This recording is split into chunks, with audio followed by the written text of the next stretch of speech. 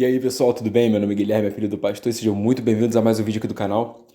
Hoje nós vamos falar sobre mais um conto aí, dessa série de diário de leitura que eu tô fazendo, de Edgar Allan Poe e H.P. Lovecraft.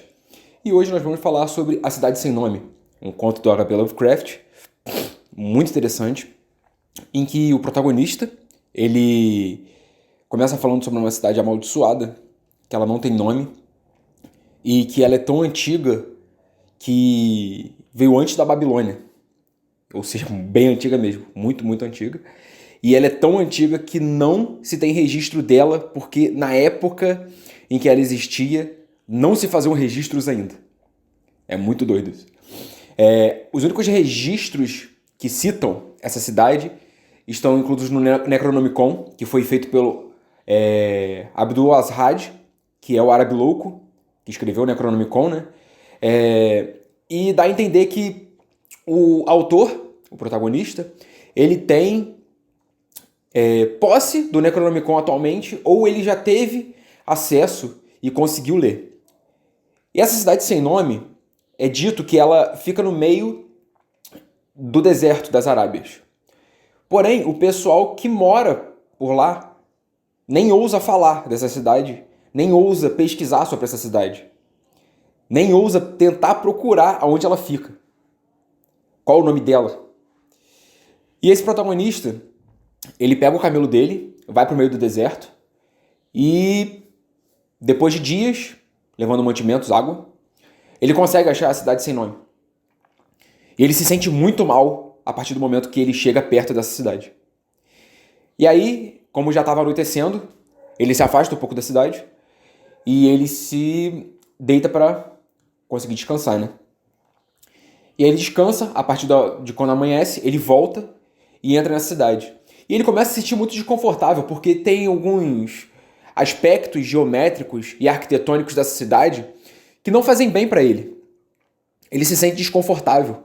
Aquilo ali parecia não poder existir, de certa forma.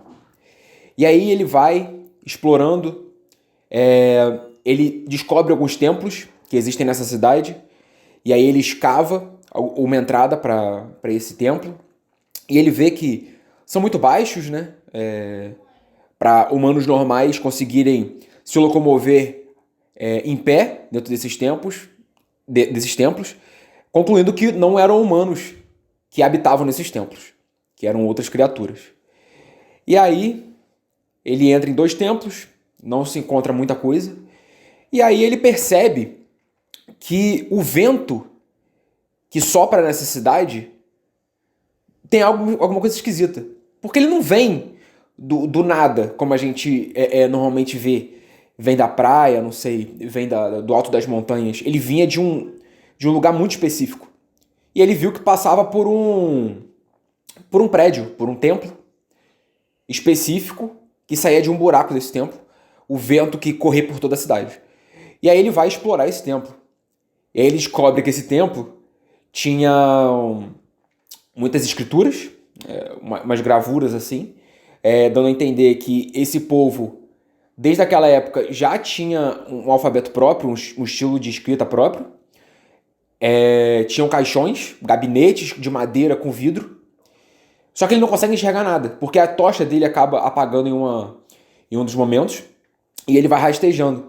Mas, de certa forma, os devaneios da mente dele, que a gente já vê em outros contos, né, do H.P. Lovecraft, que os antigos eles se comunicam através da loucura, através dos sonhos, através dos pensamentos, em que a gente muitas das vezes se questiona se são coisas fruto da nossa cabeça ou se são apenas devaneios e loucura.